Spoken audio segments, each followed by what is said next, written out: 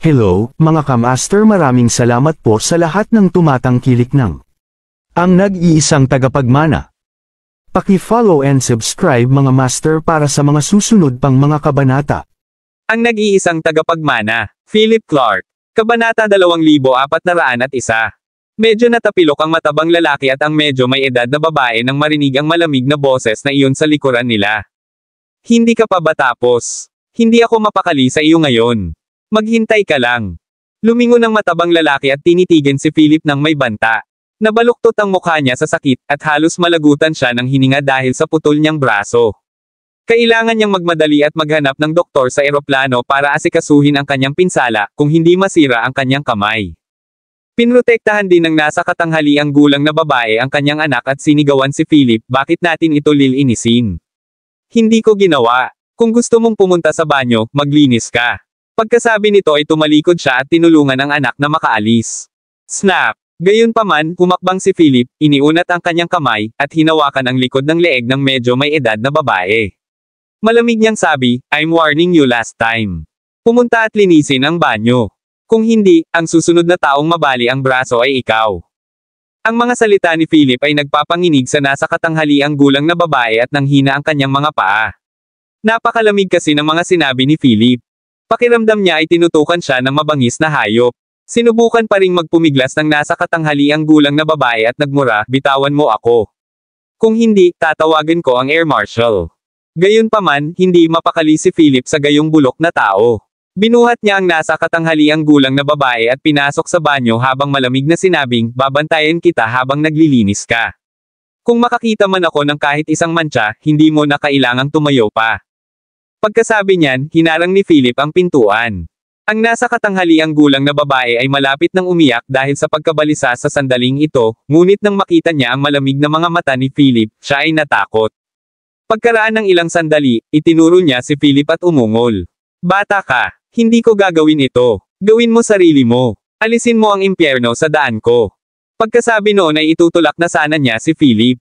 Bang! Sinipa ni Philip sa tiyan ang nasa katanghaliang gulang na babae, pinalipad siya sa banyo. Malamig niyang sinabi, huwag mong hamanin ang pasensya ko. Habang sinasabi iyon ay itinaas ni Philip ang kanyang kamay. Natakot nitong babae na mabilis na sumigaw, gagawin ko. Huwag mo akong patulan. Sa huli, wala siyang choice kundi linisin ang banyo. Natapos ang kaguluhan ng ganito. Bumalik sa business class ang middle-aged na babae at ang matabang lalaki na puno ng hinanakit ang mga mukha. Matapos ang simpleng paggagamot ng doktor sa eroplano, maayos na ang kamay ng matabang lalaki sa ngayon. Gayunpaman, kinailangan pa rin niyang pumunta sa ospital para sa eksaminasyong pagkalapag. Damn it, anak, tatanggapin na lang ba natin na tretuhin tayo ng ganyan ang brat na yon? Sobrang nakakahiya. Hindi pa ako nakaranas ng ganoong pagtrato dati. Nagmura ang nasa katanghaliang gulang na babae, sobrang sama ng loob. Inis na inis si Paul Child sa sandaling ito.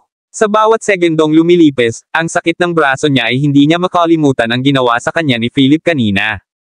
Nay, hindi natin pwedeng hayaang magpahinga ang bagay na ito. Ako ang direktor ng Macar Group kung tutuusin. May kilala akong mga tao mula sa Senador Dona Immigration Department. Makikipag-ugnayan ako sa kanila kaagad. Sa sandaling dumaong ang brat na iyon, dadalhin ko siya, pahihirapan, at ipapatapon. Mabangis na sinabi ni Paul habang sinisimulan niyang isipin ang eksena kung saan ipapakita niya ang kanyang singil at tuturuan ang batang iyon ng leksyon. Sa gilid, sinabi ng nasa katanghaliang gulang na babae, napakadali niyan. Hindi mo ba kilala ang ilang tao? Ipagbili siya sa hilaga at gawin siyang alipin para sa mga dignitaryo. Gusto kong manatili siya sa bansa bilang isang alipin sa buong buhay niya. Nang marinig ito, ngumiti si Paul at sinabing, Ma, tama ka, gawin natin ito.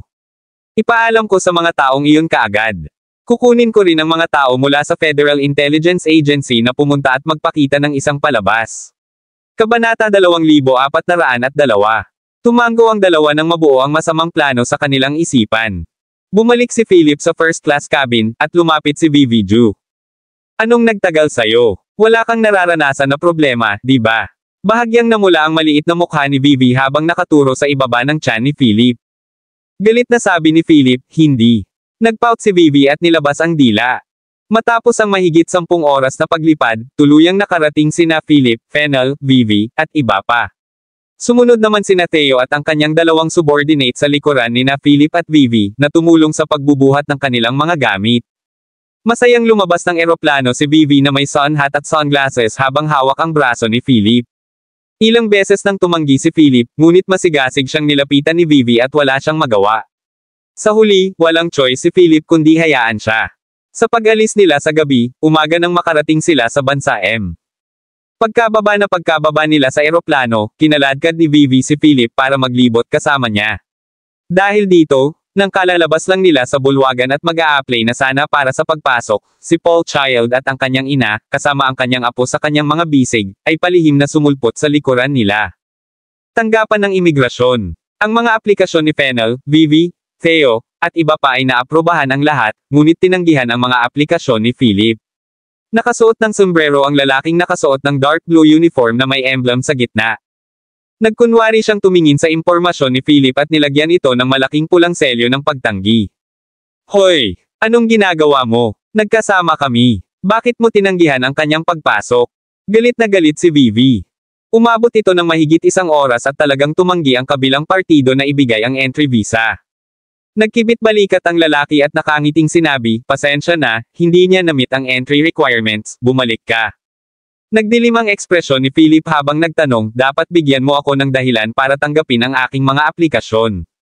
Hahaha. Sa sandaling matapos magsalita si Philip, isang pagsabog ng tawa ang nagmula sa pintuan ng opisina. Paul Child swaggered in kasama ang kanyang ina sa kanyang splinted kanang braso na nakasabit sa kanyang leeg. Sinulyapan niya si Philip nang may pagkadismaya at malamig na sinabi, ako ang dahilan niyan. Natatakot ka ba ngayon? Since you dare mess with me, sisiguraduhin kung hindi ka makakatapak sa bansang ito. Pagkatapos sabihin iyon, sinulyapan ni Paul ang empleyado ng imigrasyon at mahusay na naglabas ng isang nakabalot na bagay mula sa kanyang bulsa. Ibinigay niya ito sa kabilang partido at sinabing, salamat sa iyong tulong. Ngumiti ang lalaki at sinabing, Mr. Bata, sige. Kung may mangyari ulit na ganito, hanapin mo na lang ako. Tumango si Paul, at ang kanyang tingin ay nanunuya kay Philip at sa iba pa. Nang makita niya si Vivi, biglang kumislap ang mga mata niya sa kinang. Kahanga-hanga. Napakaganda ng babaeng ito, at napaka-perpekto ng kanyang figure. Siya kaya ang girlfriend ng munting brat. Sa pag-iisip na iyon, mas naudyukan si Paul. Itinuro niya si Philip at sinabing, bata, bilasan mo at lumuhad para aminin ang iyong pagkakamali. Bilang karagdagan, ang kabayaran para sa aking mental na trauma ay 1 milyon. Kung hindi, may mga paraan ako para patayin ka. Ang pagtanggi sa iyong pagpasok ay ang unang hakbang lamang. Mamaya, mas maraming magagandang bagay ang naghihintay sa iyo. Kumunat ang noo ni Philip at malamig na sinabi, paano kung tumanggi ako? Ang lakas ng loob mong tumanggi. Pagkatapos ay ipapawala kita sa bansang ito. Nagalit si Paul at sumigaw. Kabanata 2403. Si Paul Child ngayon ay parang pugitan na naghahampas ng kanyang mga kamay, mukhang mayabang at mayabang. Pagkatapos ng lahat, ito ay ang Airport Immigration Department. Ang sino mang gustong umalis ng bansa ay kailangang sumunod sa mga patakaran dito. Isang salita lang mula sa kanya at hindi na makakapasok si Philip sa bansa. Ito ang pangakit ng kapangyarihan. Ito ay prestihiyo. Kaya naman, sigurado siyang hihingi ng tawad si Philip sa kanya. Isa pa, bagay sa kanya ang magandang babae sa likod ni Philip, kaya kailangan pa niyang kumilos ng bongga. Brat, ipinapayo ko sa iyo na huwag kalabanan. Ako ang direktor ng Makar Group, at kilala ko ang lahat ng tao dito. Isang salita lang mula sa akin at maaari mong mapauwi. Kung gusto mong makapasok sa bansa, kailangan mong humingi ng tawad sa akin at sa aking ina. Isa pa, bayaran kami para sa aming trauma sa pag-iisip. Kung hindi, hindi ko makokontrol ang susunod na mangyayari. Napangisi si Paul, tuwang-tuwa ang puso niya. Ang pakiramdam na ito ng pagtakbo sa buhay at kamatayan ng isang tao ay talagang masarap. Sa gilid, humirit din ang nanay ni Paul at sinabing, brat, tuhod. At humingi ng paumanhin sa amin kaagad. How dare you order me to wipe the toilet? Gusto kong linisin mo lahat ng palikuran sa airport ngayon. Gusto kong uminom ka ng tubig sa loob. Puno ng puot at panlalamig ang babaeng nasa katanghaliang gulang sa mga sandaling iyon. Galit na galit ang isiping pinilit ni Philip na linisin ang palikuran sa eroplano. Bago pa makapagsalita si Philip ay hindi na napigilan ni Vivi ang kanyang inis. Itinuro niya ang nasa middle-aged na babae at si Paul habang pinapagalitan sila, anong pinagsasabi niyo? Kung maglakas loob kang tretuhin si Philip ng ganito, maniwala ka man o hindi, pipigilan kitang umalis sa airport na ito. Galit na galit si Vivi. Wala pang nangahas na tretuhin siya ng ganito kay Philip. Makar Group, ang pamilyang Joy ay isang konsultant sa Makar Group at hawak ang 30% ng mga pagbabahagi. Isa sila sa mga pangunahing shareholder. Isang maliit na direktor na naglakas loob na banta at pag-alitan si Philip ng ganito ay simpleng nililigawan si kamatayan.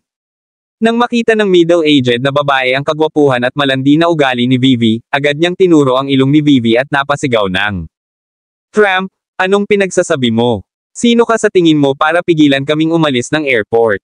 Ang aking anak ay ang direktor ng Makar Group. Narinig mo na ba ito? Isang salita mula sa aking anak at kayong lahat ay ipapatapon. Hindi naman nagalit si Paul bagkus ay hinailan niya ang kanyang suit at kurbata habang nagkunwaring nagsalita sa isang maginoong paraan, itong magandang babae, ang aking ina ay masama ang ugali. From the looks of it, you should be his friend, so I must advise you to stay away from such people.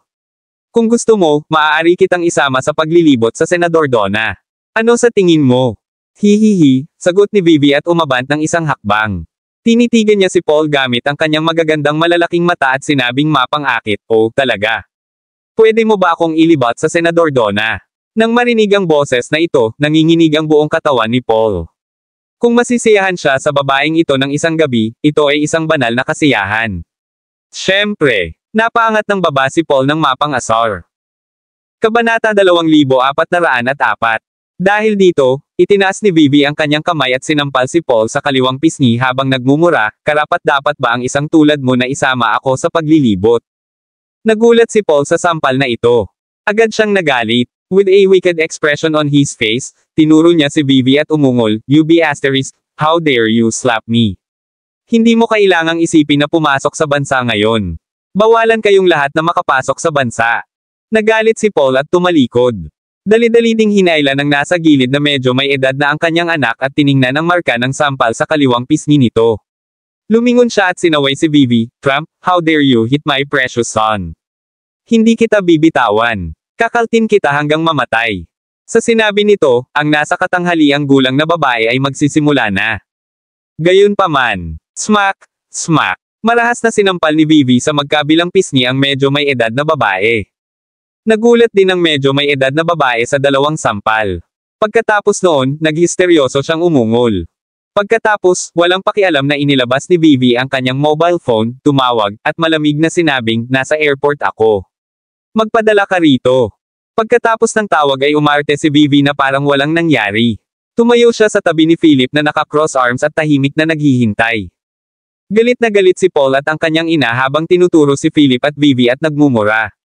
Inilabas ng galit na si Paul ang kanyang telepono, nag-dial ng numero, at sumigaw, "Pumasok ka rito." Bang! Hindi nagtagal, marahas na itinulak ang pinto ng opisinang ito mula sa labas.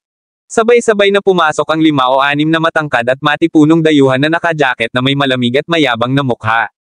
Sa unang tingin, para silang mga thug at gangster sa mga pelikulang iyon. Pagpasok pa lang nila ay ramdam na ang tensyon at pang-aapi ng kapaligiran dito. Nakasimangot si Philip habang nakatingin sa 5 matipunong dayuhan na pumasok at hinayla si Vivi sa likod niya. Ipinasok ng lalaking nangunguna ang kanyang mga kamay sa kanyang jacket habang walang pakialam na nakatingin sa iilang tao sa opisina. Mabilis na lumakad si Paul at kinausap ang lalaking iyon, patuloy na itinuturo si Philip at iba pa habang mukhang galit na galit. Pagkatapos, yamakap ang lalaking iyon kay Philip. Siya ay kalahating ulo na mas mataas kaysa kay Philip, at ang kanyang figure ay 2 beses ng matipuno. Ang lalaking ito ay may peklat sa sulok ng kanyang bibig, at ang kanyang mga mata ay napakabangis, na naglalabas ng nakakapangit na hangin ng pagpatay noon. Una niyang sinulyapan si Vivi na nakatayo sa likuran ni Philip. Na may masamang panunuya, sumipol siya at sinabing, "Hi, maganda." Nagsalita siya gamit ang isang banyagang accent. Sa sobrang takot ni Vivi sa grupong ito ay nagtago siya sa likod ni Philip. Lumipat si Philip sa gilid at hinaranggan ang linya ng paningin ng lalaki. Natigilan ang lalaki, at baka sa kanyang mga mata ang lamig.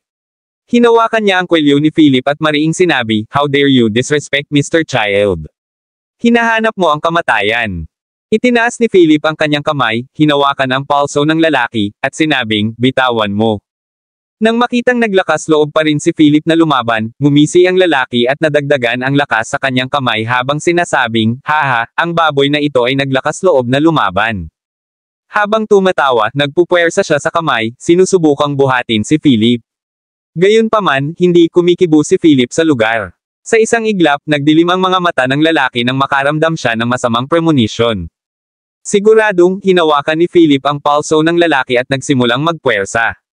Agad na naramdaman ng lalaki ang matinding pagpindot sa kanyang palso, at ang sakit ay nagiging sanhi ng pagdurugo ng malamig na pawis mula sa kanyang noo. F***, hinahanap mo ang kamatayan. Nagmura ang lalaki, itinaas ang kaliwang kamao, at sinuntok sa mukha ni Philip. Kabanata 2405. Gayunpaman, masyadong mabagal ang lalaking iyon. Saktong pagsuntok at pagsigaw niya, hinawakan ni Philip ang palso ng lalaki at itinaas. Basag. Umalangaw-ngaw sa buong opisina ang malutong na tunog ng sirang palso. Arg! F***, samping ka. Ang lalaki ay nagpakawala ng isang kahabag-habag na hiyaw at hinawakan ang kanyang putol na kanang kamay habang siya ay itinulak pabalik ng ilang hakbang ni Philip. Ang kanyang noo ay natatakpan ng malamig na pawis, at ang kanyang kanang braso ay ganap na nabali at nakayuko sa isang 90 degree na anggulo. F***, alisin mo sa akin ang mga baboy na ito. Angal ng lalaki. Sabay-sabay na nagsipakan ang 4 na matipunong dayuhan sa likuran niya, sinisipa at sinuntok si Philip. Labis ang kaba ni Vivi nang makita niyang papalapit sa kanila si Philip. Sumigaw siya, Philip, mag-ingat ka. Seryoso ang mukha ni Philip habang sinusunod upang salubungin ang kamao ng unang lalaki sa isang nagpadala ng banggaan. Boom! Bago malaman ng unang lalaki kung ano ang nangyayari, ang malaking puwersa mula sa kanyang kamao ay nagpalipad sa kanya. Kasabay nito, malinaw niyang naramdaman ang mga buto sa kanyang 5 daliri at kamay na nabali bawat pulgada. Boom! Siya ay sabog na parang bola ng kanyon at malakas na bumagsak sa isang pader sa likuran niya. Boom! Agad na bumagsak ang pader. Nadurog sa ilalim ng mga durog na bato ang malaking katawan ng matipunong lalaki. Sa labas, nagsisigawan at mabilis na tumakas ang mga dumadaang pasahero nang makita ang eksenang ito. Dito, hinawakan ni Philip ang leeg ng isa pang lalaki gamit ang isang kamay, binuhat siya, at inihagis siya ng malakas. Bumangga ang lalaki sa pinto ng opisina na agad namang nabasag. Sumunod, isang one-sided bashing ang naganap. Sa loob ng 1 minuto, ang 5 matipunong lalaki na ito ay bumagsak sa lupa habang magkahawak ang kanilang mga braso o binti. Panay ang pag-unggol nila. Ang eksenang ito ay lubos na natakot kay Paul at sa kanyang ina, na nagtatago sa sulok. Ano ang nangyayari dito? Ang 5 street punk na natagpuan nila ay talagang inilabas ng hindi kapansin-pansing batang iyon. Banal na baka. Ito ay hindi ka panipaniwala. Walang pakialam na pinitik ni Philip ang kanyang kamay at sinabing, kung wala kang lakas, huwag mong subukang harapin ang iba. Pagkatapos, lumingon siya para titigan si Paul at malamig na nagtanong, mayroon ka pa bang ibang pandaraya? Maari kitang tawagan ng ilan pang tao. Sobra-sobra. Natakot at nanginginig si Paul habang nakatingin sa mga banyagang punk sa sahig. Kahit sino pa ay mabugbog na sana ng mga taong ito noon pa man, ngunit ang batang ito sa harapan niya ay masyadong kakaiba. Maari kaya siyang kabilang sa isang martial arts family sa bansa. Oo, naging posible iyon. Kung hindi, hindi siya magiging malakas. Nagalit si Paul at sinigawan ang mga tao sa sahig, tumayo kayo. Tinanggap ko kayo. Tumayo ka at kunin mo siya. Ang unang lalaking nangunguna ay biglang nagalit at naglabas ng pistol mula sa kanyang baywang gamit ang kaliwang kamay. Itinutok niya ang baril kay Philip, dahan-daang bumangon, at ngini siya ng masama, you damn pig. Ibebenta kita sa hilaga at gagawin kitang alipin habang buhay. F***, ka. Sigaw ng lalaki habang nakatutok ang baril kay Philip. Panay ang pagmumura at pagmumura niya na parang nagre-rap. Malinaw na napaka-unstable ng kanyang emosyon. Sa sobrang takot ni Vivi ay nanginginig ang buong katawan niya. Nang malapit ng barilin ang lalaki, sumugod siya at sumigaw, Philip, mag-ingat ka. Gayunpaman. Kabanata 2406. Sa kritikal na sandaling iyon, itinaas ni Philip ang kanyang kilay at kamay. Kumuha siya ng panulat sa may hawak ng panulat sa counter at ibinato sa palso ng lalaki. Puff! Tinusok ng panulat ang palso ng lalaki at agad na bumulwak ang dugo. Bang! Sabay putok ng baril. Isang bala ang lumihis sa pinagdaanan at nakatutok mismo kay Vivi na nasa gilid. Mag-ingat ka. Nanlaki ang mga mata ni Philip nang bigla siyang sumugod. Hinawakan niya si Vivi, na naninigas, at hinayla ito sa kanyang mga bisig. Tumama ang bala sa pisngi ni Vivi at nag-iwan ng bahid ng dugo bago ito pumutok sa dingding. Sa pagkakataong iyon ay mahigpit na nakayakap si Philip kay Vivi. Nanlaki ang mga mata ni Vivi, at naging mabilis ang kanyang paghinga. Itinaas niya ang ulo, puno ng gulat at paghanga ang mga mata habang nakatingin sa determinadong mukha ng lalaking nasa harapan niya. Philip, mahinang tawag ni Vivi. Napatingin si Philip sa pisngi ni Vivi at inabot ito para paunasan ito para sa kanya. Nakahinga siya ng maluwag at napagalitan, sinong nagsabi sa iyong tumakbo ka palabas. Ngumisi si Vivi habang kumikislap ang mga mata. Hanggang sa sandaling binitawan siya ni Philip ay nakasubsob pa rin siya sa eksenang niligtas siya ni Philip kanina lang. Pagkatapos, nakatayo lang siya doon mag-isa, napapangiti ng nahihiya paminsan-minsan. Hindi ito isinasa puso ni Philip. Lumingon siya at tinignan ang lalaking puno ng dugo matapos mabutas ng panulat ang palso nito. Thud! Tinapakan niya ang dibdib ng lalaki, ibinaba ang kanyang mga kilay, at malamig na sinabi, ipinagmamalaki mo ba ang paggawa nito? Ito ba ang tinatawag mong kapayapaan at kalayaan? Ito ba ang karapatang pantao na iyong itinataguyod? Isa ka lang grupo ng mga barbaro. Sa iyong mga mata, baril lang ang makakapagprotekta sa iyo. Puno ng takot ang lalaki sa lalaking nasa harapan niya. Nakakakilabot. Masyadong nakakatakot. Anong halimaw ito? Ang panulat sa kanyang kamay ay naging sandata na kasing bilis ng bala. Katulad lang siya ng mga nangungunang killer at mersenaryo sa Hollywood blockbusters. Walang pakialam na tumingin si Philip sa lalaki habang humihingi ng awa. Nagkamali ako. Pabayaan mo na kami. Binayaran lang namin para gawin ito. Bang! Sinipa ni Philip ang lalaki na walang malay at walang pakialam na lumingon kay Paul Child, na natakot sa labas ng kanyang talino. Ikaw na, malamig na sabi ni Philip. Napasigaw si Paul sa takot at nauutal, hindi mo ito magagawa sa akin. Ako ang direktor ng Makar Group. May kilala din akong mga tao mula sa Federal Secret Service. Kung maglakas loob kang gawin ito sa akin, mamamatay ka. Sa sandaling ito, isang grupo ng mga bodyguard na naka-black suit na pinamumunuan ng isang matandang lalaki ang dumiretso sa opisina. Napasulyap ang matanda sa grupo ng mga taong nakahandusay sa sahig, saka tumingin kay Vivi ng buong paggalang. Mabilis siyang tumakbo at sinabing nakayuko, Miss, sorry kung pinaghintay kita. Saka lang nag-react si Vivi at tumango bilang sagot. Nagtaas ng kilay ang matanda. Nang makita niya ang dugo sa pisngi ni Vivi, nagalit siya at napabulalas, Miss, nasugatan ka ba? Napasigaw si Vivi nang maramdaman ang sakit sa pisngi niya. Pagkatapos, kumuha siya ng salamin at nakita ang gasgas sa kanyang balat. Galit na galit ang matanda. Ito ang marangal na ginang ng pamilya Ju, ngunit talagang nasaktan siya rito. Lumingon siya kay Paul sa sulok at nagtanong, ginawa mo ba ito sa aming binibini? Halos mawala ng malay si Paul. Dahil ang matandang nasa harapan niya ay walang iba kundi isang chairman ng Makar Group. Talagang Miss, ang tawag niya sa babae. Kabanata 2407. Takot na takot si Paul.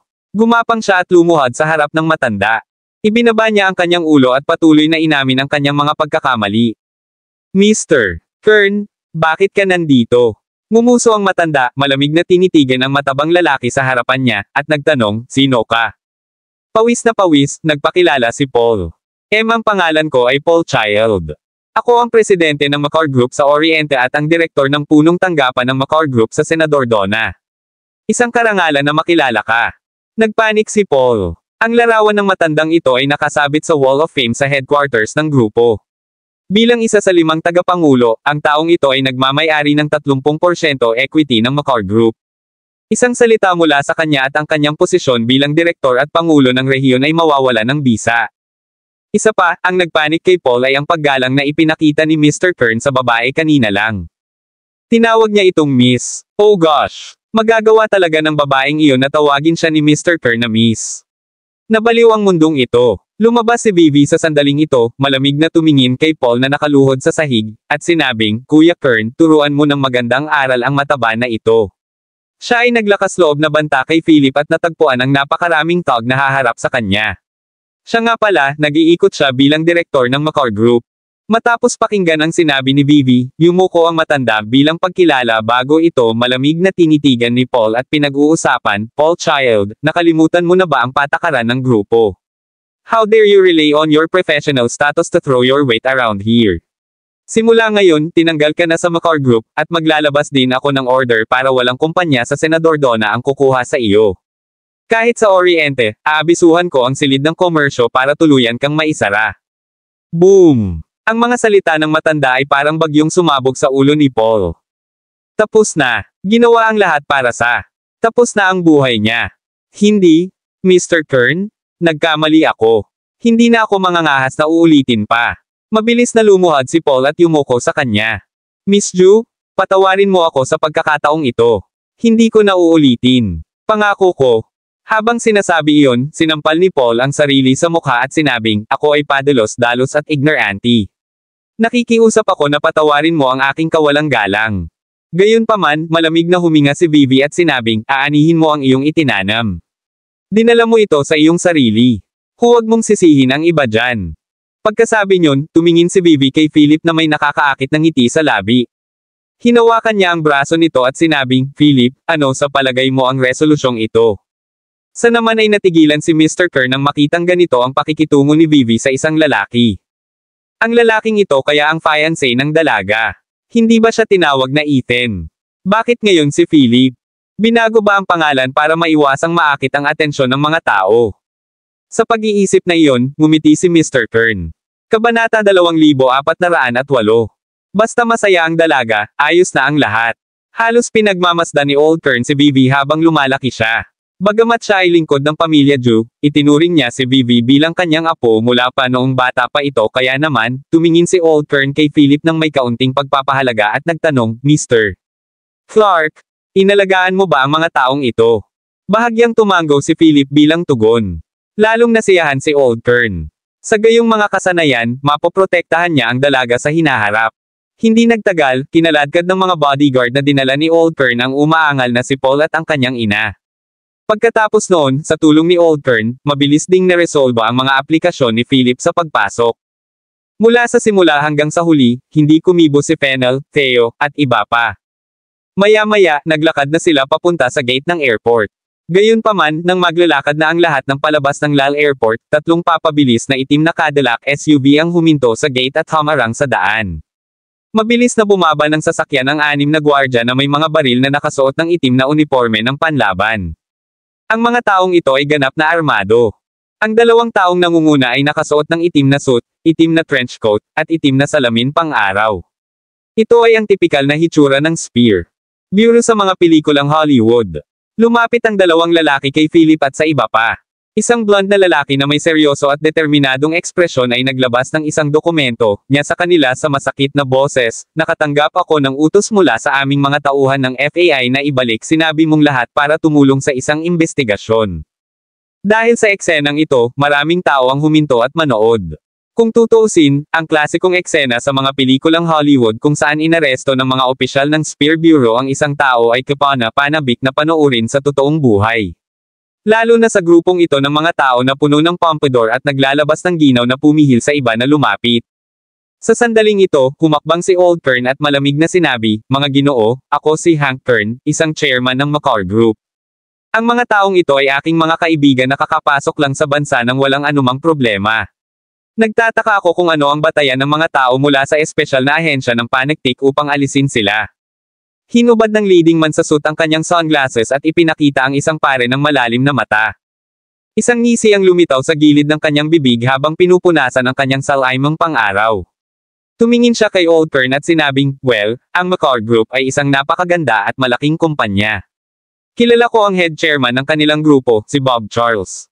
Gayunpaman, hindi kami kailanman nagbigay ng dahilan para kunin ang mga tao. Kailangan mo lang makipagtulungan.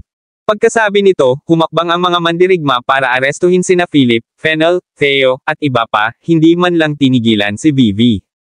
Bang! Biglang gumalaw sina Philip at Fennel at sinipa sa ere ang 6 na armadong gwardya. Kabog, kabog, kabog. Pagkahulog ng mga gwardya sa lupa, agad silang bumangon at tinutukan ng baril si Philip at ang iba pa. Damn it, huwag kang lumaban. Ilagay mo ang iyong mga kamay sa iyong ulo. Bumaba ka na. Damn it. Bumaba ka o magpapaputok tayo. Ilang sandali, ang mga armadong gwardya ay umaalis kay Philip at sa iba pa. Ang 2 senior na opisyal ng FAI na nakasot ay medyo natumitig kay Philip at Fennel na katatapos lang umatake sa kanila at nagbanta, mga kaibigan, mangyaring makipagtulungan sa aming investigasyon o may karapatan kaming paputukan ka. Walang kibo si Philip habang sinusulyapan si Fennel. Sumimangot si Fennel at umiling bilang indikasyon na huwag gumawa ng anumang padalos-dalos na nangyayari. Bansa ito, kung tutuusin, kaya mas mabuting mag-ingat tayo. Bukod dito, ang kanilang hitsura ay medyo malansa. Tingnan muna natin kung ano ang mangyayari. Sabi ni Fennel sa mahinang boses. Tumango si Philip at sinabing, sino sa palagay mo iyon? Hindi ako sigurado. Sumama tayo sa kanila at alamin. Humalaklak si Fennel at sinabing, huwag kang mag-alala. Ang mga tao sa Federal Intelligence Unit ay isang grupo ng mga natalo. Paano magagawa ng grupong ito ng mga tao ang anumang bagay kay Apollo ng Hall of the Sun? Nang sabihin niyon, ipinakita ni Fennel ang kanyang gitnang bahagi sa mga taong iyon at sinabing, sa palagay ko ay magalang mo kaming imbitahin sa labas mamaya. Tulad nito, si Philip at ang iba ay halos inimbitahan ng mga espesyal na ahente ng panektik na ito sa kotse. Kabanata 2409. Sa daan, sina Philip at Fennel ay isinakay sa isang binagong Cadillac armored car at nasa gilid ng dalawang fully armed spear. Mga gwardya ng bureau sa magkabilang panig. Kung gumawa sila ng mga sandaling iyon, babarilan sila ng mga taong ito sa lugar. Ito ang utos ng kanilang nakatataas. Nakaupo ng tuwid si Philip na may nalilitong ekspresyon, ang kanyang isip ay tumatakbo habang iniisip kung sino ang maaaring tumatarget sa kanya. Pagkalapag pa lang ay dinala na siya ng Spear Bureau. Kahit anong mangyari, dapat may nasa likod nito. Saang unit ka ba kabilang? Sino ang superior mo? Tanong ni Philip. Ang dalawang gwardya na nag-escort kay Philip ay hindi sumagot sa kanyang mga tanong. Ang lalaking nasa front passenger seat, nakasuot ng itim na suit na may itim na laging pang-araw, ay natatawang sabi, malalaman mo pagdating mo, Mr. Clark. Masiyahan sa iyong mga huling sandali. Kilala mo ba ako? Tanong ni Philip. Alam niya talaga ang apelyido na Clark. Tumawa lang ang lalaki ng walang ibang salita. Sa panig ni Fennel, sinubukan din niyang maghukay ng impormasyon ngunit hindi ito nagtagumpay. Napakunot naman ng noo si Fennel. Ang grupong ito ng mga tao ay halatang pinupuntirya sila ni Philip. Kung hindi, hindi sila magiging mabilis at tumpak sa paggawa ng kanilang hakbang. Sa kabilang sasakyan, umupo si Vivi kasama si Theo at ang iba pa. Medyo natakot at nag-aalala si Vivi ngayon. Hindi pa niya naranasan ang ganoong bagay at natural na natatakot siya. Sa kabilang banda, sumunod si Old Kern sa likod ng mga sasakyang ito habang patuloy na tumatawag at ginagamit ang kanyang mga kontak kay Senador Donna para pangasiwaan ang kaso. Makipag-ugnayan kaagad sa sangay ng Spear Bureau sa Senador Donna at alamin kung sino ang nagtatangkang arestuhin ang dalaga at ang kanyang mga kaibigan. Nagagalit ang matandang Kern. Masyadong malayo ang ginawa ng Spear Bureau. Si Miss Jo ay hindi isang kriminal. Hindi nagtagal, nakatanggap ng tawag si Old Kern mula sa kabilang partido, na nagsasabing hindi sila makakatulong sa bagay na ito. Nais ng Spear Bureau na gawin ang personal na pag-aresto at ang dahilan ay hindi maginhawa upang ibunyag sa ngayon. Gayunpaman, maaaring ilabas si Vivi Ju. Nang marinig ito, nakahinga ng maluwag si Old Kern at nagtanong, paano ang mga kaibigan niya? Dumating sila sa Senador Donna para sa kanilang negosyo ngunit naaresto sila sa sandaling pumasok sila sa bansa. Dapat may dahilan ito. Medyo tamad ang boses sa kabilang dulo ng telepono. Kuya Kern, itigil mo na ang pag-aalala tungkol sa bagay na ito. Yun lang ang kaya kong gawin para sayo. Mapapalaya si Miss Vivi Ju sa ilang sandali, ngunit hindi ang kanyang mga kaibigan. Kailangan pa nilang sumailalim sa isang detalyadong investigasyon. Hindi mo gusto ang Spear Bureau na i-target ang iyong Makar Group, hindi ba? Kapag nakikitungo sa gayong mga bagay, mas kaunti ang higit pa. Pagkatapos nun, nag-end na yung call. Malungkot na nakaupo ang matandang Kern sa loob ng Rolls-Royce. Hindi nagtagal, dumating si Philip at ang iba pa sa paligid ng isang mataas na gusali, na hugis ng isang matalim na espada na pumailang lang sa langit. Napapaligiran ito ng mga armadong sundalo na nagpapatrolya. Mayroon ding iba't ibang fighter jet at combat tank. Ito ay tila isang lihim na unit ng labanan. Dumaan ang sasakyan sa 3 checkpoint bago pinayagan ang pagpasok. Nandito na tayo. Lumabas ka. Clatter. Itinulak ang pinto. Si Philip at ang iba ay may mga talukbong sa kanilang mga ulo. Pagkatapos, dinala sila sa kanilang hiwalay na lihim na silid. Hindi nagtagal ay nilabasan si Vivi pagkapasok niya. Kabanata 2410. Tumingin siya kay Old Kern na may nalilitong mga mata at sinabing, Older Kern, mag-isip ka ng isang bagay dali. Bakit inaresto si Philip at ang iba pa? Paano nila magagawa ito sa kanila nang walang dahilan? Napaka-helpless din ng matandang Kern at napabuntong hininga, Miss, natanong ko na ang bagay na ito at ginamit ko lahat ng contacts ko sa Senador Donna para mapalaya ka. Ang iyong mga kaibigan ay mga taong tina-target ng Spear Bureau at hindi maaaring ilabas sa ngayon. Kailangan daw dumaan sa detalyadong investigasyon. Ano ang dapat imbestigahan? Kakapasok lang namin sa bansang ito at wala kaming nagawa, wala akong pakialam. Kailangan mong maghanap ng taong magpapalabas sa kanila. Inis na inihabang ni Vivi ang kanyang mga paa. Walang magawa si Old Kern at maaari lamang ipagpatuloy ang pagtawag. Gayunpaman, lahat ng nakatanggap ng tawag ni Old Kern ay pinayuhan siya na huwag makialam at tinapos ang tawag. Kaya, ang buong kaso na ito ay tila nababalot ng misteryo. Bumalik sa tabi ni Philip. Sa sandaling ito, nakaupo siya sa isang maliwanag na silid. Tinanggal ang talukbong sa kanyang ulo, at ilang sandali, hindi niya maimulat ang kanyang mga mata sa ilalim ng nakakasilaw na liwanag. Nang makita niya ang panloob na istruktura ng sikretong silid na ito, naging napakadilim ng kanyang mukha. Isang itim na salamin na dingding, halatang katulad ng mga natagpuan sa isang selda ng interogasyon. Ang loob ay makikita mula sa labas, ngunit hindi kabaliktaran. Ang natitirang tatlong pader ay puti. Nakatayo sa gitna ang isang square iron frame na mesa at isang upuan. Dalawang probe camera ang inilagay sa dalawang sulok ng silid. Matapos linggonan ni Philip ang silid, itinuro ang kanyang mga mata sa itim na salamin na dingding. Nang sa kanya ang kanyang lakas ng mga alagad at sinubukang gamitin ang paggamit ng mga tuntunin para kontrolin ang bagay, nalaman niyang hindi maarak ng kanyang pandama ang salamin na dingding na iyon. Kasabay nito, 4 na tao na may iba't ibang taas ang nakatayo sa labas ng glass wall. Ang nagtanong nasa katanghaliang gulang na lalaki ay may seryoso at matigas na mukha na may malalim na mata na parang agila. Mayroon siyang espesyal na gintong badge ng Spear Bureau sa kanyang dibdib. 3 fully armed guard ang nakatayo sa likuran niya. Nang gamitin ni Philip ang kanyang kapangyarihan ng mga alituntunin ng disipulo, ang ilang mga elektronikong instrumento at kagamitan sa pagsubaybay sa labas ng sikretong silid ay nagsimulang subaybayan ang mga katangian ng kapangyarihan ng disipulo ni Philip. Commander Rikes. Ang data ng pagsubaybay ay tumutugon. Sigaw ng isang babaeng empleyado sa sandaling ito. Nilingga ni Rikes ang kanyang ulo at tiningnan ang data display sa monitoring screen, na nagpakita ng pagkakaroon ng kapangyarihan ng isang disipulo sa ikatlong sona. Pagkatapos, nagtanong siya sa makapal at paos na boses, ito na ba ang huling datos? Umiling ang blonde na babae at sinabing, hindi, ito lang ang data na sinusubaybayan ngayon. Kung may mas mataas na halaga, kailangan nating ipagpatuloy ang pagsubaybay. Tumango si Rikes at tumingin kay Philip, na tumayo at naglakad papunta sa glass wall sa silid. Inabot ni Philip at hinawakan ang glass wall, na malamig sa pagpindot. Ito ay ginawa ng isang espesyal na material na maaaring ihiwalay ang kontrol ng mga alagad sa kapangyarihan ng pamamahala at bagay.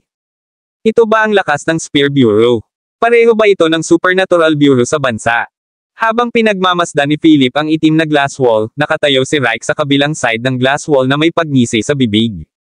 Tumalikod siya at naglakad papunta sa glass wall ng isa pang secret room. Sa silid na ito, mukhang mas kalmado si Fennel. Umupo siya sa upuan na nakapatong ang ulo sa mga kamay. Tila natutulog siya at hindi naman sineseryoso ang lugar na ito. His details, malamig na tanong ni Rikes na may panlalamig sa gilid ng mga mata. Kabanata 2411. Kaagad, may nagpakita ng data tungkol sa Fennel, ngunit napakaikli ng nilalaman. Nanlamig ang gilid ng mga mata ni Rikes nang magtanong, wala na bang ibang impormasyon? Umiling ang nasa likod niya at sinabing, hindi. Tumingin si Rikes sa blonde na babae at nagtanong, any monitoring data? Umiling din ang blonde na babae at sinabing, hindi. Parang wala siyang disciple energy fluctuation sa kanya. Para siyang normal na tao. Isang normal na tao. Ngumisi si Rikes at sinabing, imposible. Kumuha ng ilang tao na pumasok at makipaglaro sa kanya. Pagkatapos nito, may nagayos ng 3 nakatato na preso na naka-orange na vest para makapasok sa secret room kung nasaan si Fennel. Ang 3 bilanggo ay pawang matipunong lalaki at kalahating ulo ang taas kaysa Fennel. Sila ay higit sa 2 beses na mas matipuno kaysa sa kanya. Pagkapasok nila sa silid, nilapitan nila si Fennel, na nakaupo, na may masamang intensyon. Mayabang na lumapit kay Fennel ang kalbong nangunguna at nakangusong sinabi, hoy tanggang baboy, tumayo ka. Hindi yun ang dapat mong upuan. Damn it! Tumayo ka, bobo ka. Haha! Tingnan mo, napakapayat ng batang ito na hindi pa sapat para pasayahin ako. Patuloy nilang kinukutsa at pinupukaw si Fennel sa lahat ng uri ng kabastusan. Ang kalbong lalaki na nangunguna na may mabagsik na tato na ahas sa kanyang braso ay humawak sa kwelyo ni Fennel gamit ang isang kamay. Namumungay ang mga mata, itinuro niya ang ilong ni Fennel at mapanuksong sinabi, "Hoy, tanggang baboy, gusto kong tumayo ka, lumuhod sa sahig, at gumapang dito. Naiintindihan mo ba ngayon, gawin mo ang sinasabi ko. Kung hindi, ilalagay ko ang ulo mo sa piraso ng bakal na ito at sisipain ko ito na parang bola." Ngumuso si Fennel, tumingin sa kamay ng lalaki na nakahawak sa kanyang kwelyo, at sinabing, "Mayroon kang 3 segundo para bitawan ako at lumuhod at humingi ng tawad sa akin. Kung hindi, magpaalam ka sa iyong kamay." "Ano? F*** ka. Ano sabi mo, gusto mo lumuhod ako at humingi ng tawad sa'yo? O she***, hindi na ako makapaghintay na durugan ka sa lupa at yaraukan ka hanggang mamatay, maldite kang baboy." Nagmura ang kalbong lalaki, puno ng pang-aalipusta ang mga mata kay Fennel. Ito ay diskriminasyon. Walang magawang umiling si Fennel at bumaantong hininga. Bang! Bigla siyang hamampas, at bago pa man makareact ang sinuman, nakita nilang hinawakan na ni Fennel ang mayabang na kalbo sa palso. Nakadikit ang ulo niya sa square iron table. "Nako! F***, bitawan mo na. Bobo kang baboy." Sigaw ng kalbo. Gayunpaman, tiningnan lang siya ni Fennel ng malamig at sinabing, "Aanihin mo ang iyong itinanam. Lumagpas ka sa linya." Bang! Hinawakan ni Fennel ang ulo ng lalaki at inihampas ito ng malakas sa bakal na lamesa. Sa isang muffled na ingay, ang mesa ay dentoted. Dumudugo ang ilong ng lalaki, at putol ang ngipin. Bumagsak siya sa lupa habang nakahawak sa ulo niya at umuungol. F***, patayin siya. Sa isang iglap, ang natitirang 2 nakatato na matipunong lalaki ay nagwagayway ng kanilang mga kamao at nagmumura habang sinusunod nila si Fennel. Walang pakialam ang mukha ni Fennel habang sinisipa. Bang! Sinipa niya ang isa sa matipunong lalaki at pinalipad siya ng ilang metro palayo. Kabanata 2412. Bumangga ang likod ng kabilang partido sa itim na glass wall. Basag. Nabasag ang buong itim na glass wall na parang mababasag. Bumagsak sa lupa ang matipunong lalaki at nagpagulong-gulong sa sakit. Sa sipa lang na iyon, naramdaman niya na ilang tadyang ang nabali. Nang makita ang natitirang matipunong lalaki na bumagsak ang 2 niyang kasama, natarante siya at natakot. Naglagay siya ng fighting stance at tumingin sa paligid. Swish! Bigla siyang naglabas ng punyal mula sa kanyang baywang, hinawakan ito sa kanyang kamay, at sumigaw, F***. Pumunta sa impyerno. Nang makita ang punyal na tumutusok papunta sa kanyang dibdib, inabot ni Fennel ang 2 daliri. Klang! Gamit ang kanyang 2 daliri, ikinapit niya ang papasok na punyal. Laking gulat ng matipunong dayuhan. Sinapit niya talaga ang punyal gamit ang 2 daliri. Ito ay nakakatakot. Tao pa ba siya? Ito ba ay martial arts? Kaagad pagkatapos, sa susunod na segundo, ginalaw ni Fennel ang kanyang daliri at nabasag ng malutong ang punyal. Kasabay nito, sinipa niya ang matipunong lalaki sa tiyan, dahilan para lumipad ito pabalik at tumama sa pader ng malakas. Nabasag ang buong pader. Halos 1 minuto lang ang itinagal ng lahat, at madaling ibinaba ni Fennel ang 3 mapupunong dayuhan. Natural na nakita ni Reich at ng iba pa ang eksenang ito mula sa labas. Puno ng panginginig ang mga mata, tumingin siya kay Fennel habang papalapit sa glass wall. May bakas ng puot ang sumilay sa gilid ng kanyang mga mata habang sinasabi niya, "Interesting." Ano ang sinasabi ng monitoring data? Tiningnan ng blonde na babae ang kagamitan sa pagsubaybay at naguguluhan na sinabi, "Commander Reich, ang data ay hindi pa rin nagpapakita ng pagbabago." Ano? Nagulat si Reich. Imposible na ang gayong mga kasanayan ay hindi gumamit ng anumang kapangyarihang disipulo. Lumingon siya at tinitigan ang monitoring equipment. Sa katunayan, ang data ay nagpakita ng 0. Paano ito naging posible? Nagulat si Reich at napalingon kay Fennel, na nakatayo sa harap ng glass wall. Isang glass wall lang ang naghihiwalay sa kanila ni Fennel. Sa oras na ito, mabilis na pumasok ang isang babaeng may mainit na figure na nakasuot ng itim na professional suit. Ang kanyang katawan ay perpekto, at ang kanyang mukha ay ang tipikal na kagandahan. Ito ay maaaring gumawa ng mga puso ng mga tao flutter sa isang sulyap.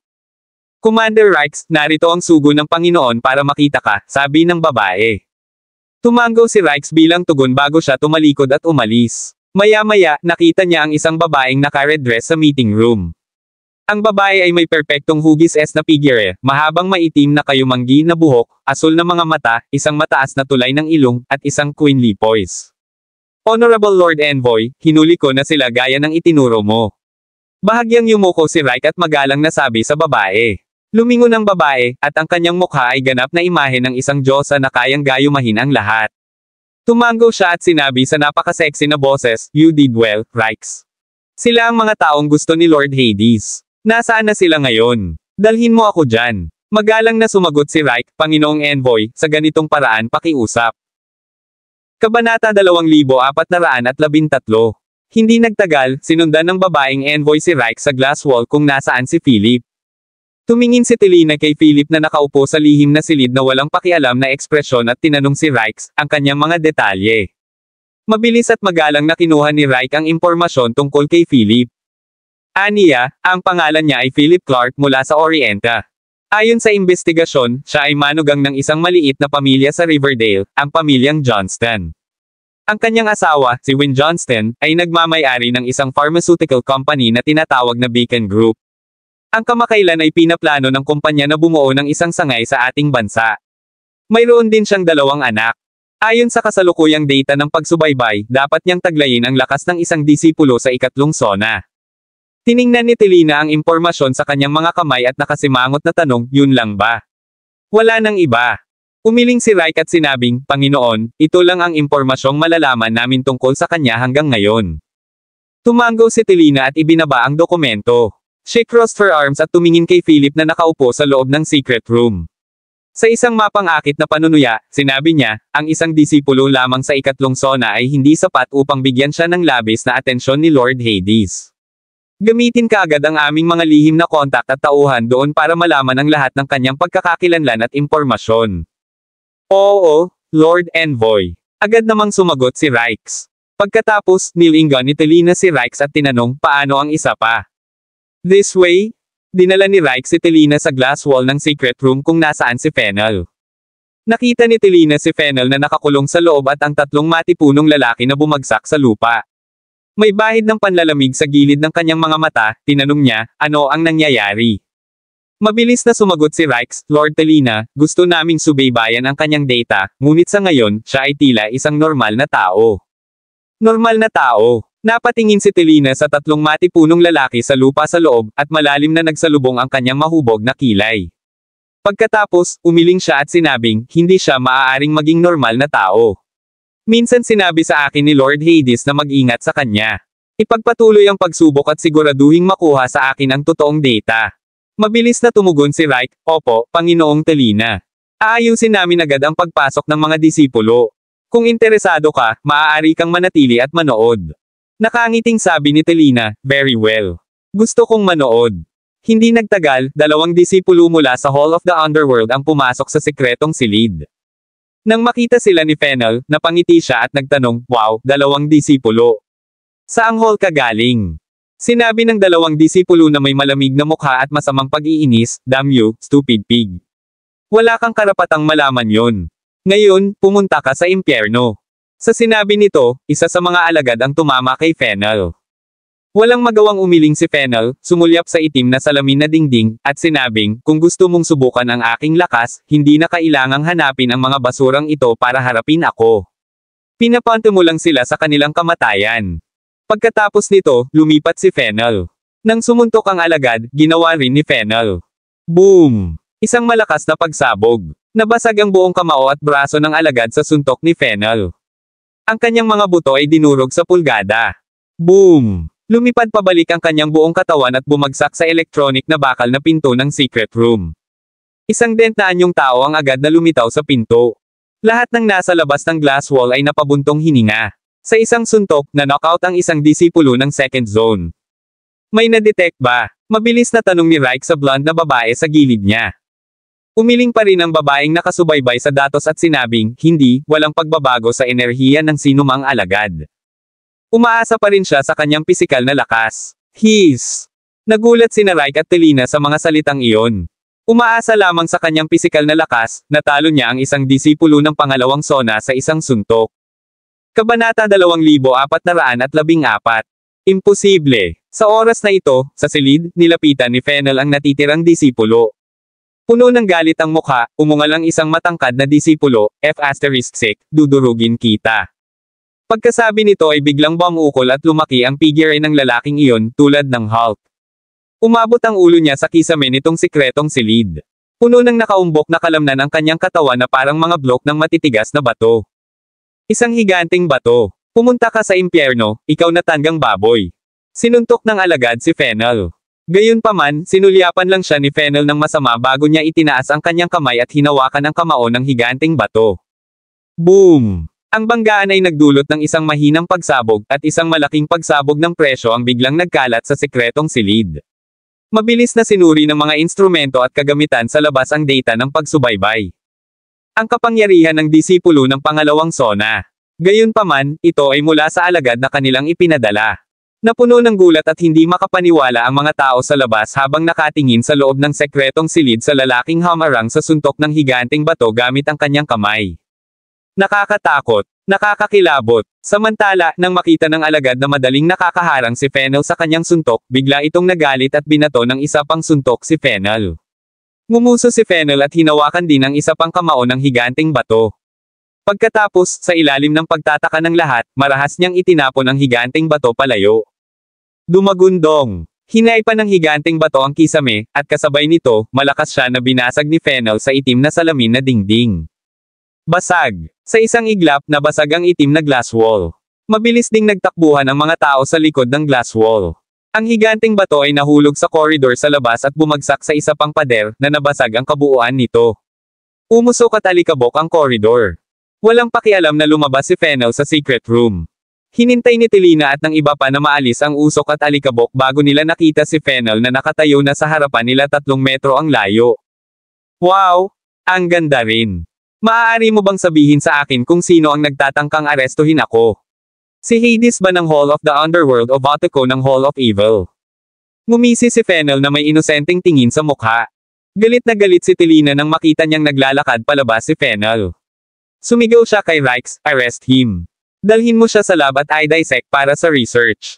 Pagkarinig nito, mabilis na pinindot ni Rike ang alarm button.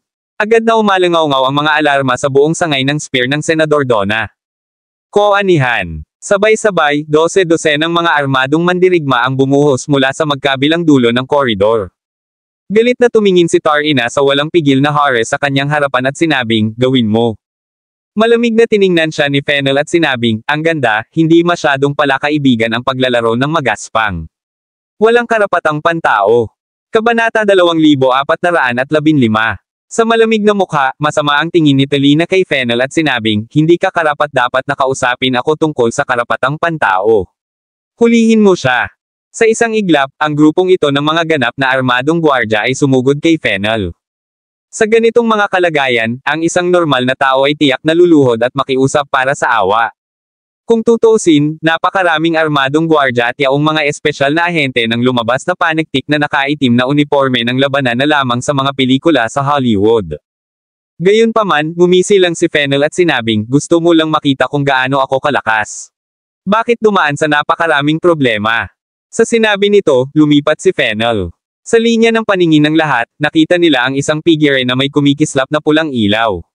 Pagkatapos, ang tunog ng panaghoy at hiyawan ay maririnig sa buong mahabang koridor. Sa isang pagharap, bumagsak sa sahig ang mga armadong gwardya ng Spear Bureau. Ang mga taong ito ay nawalan ng malay na hindi alam kung ano ang nangyari. Ang Horus ay nagpakita ng awa. Wala kasi siya ngayon sa bansa kaya kailangan niyang magpakita ng kagandahang loob. Bukod dito, walang ginawang masama ang mga gwardya na ito at kumilos ayon sa utos.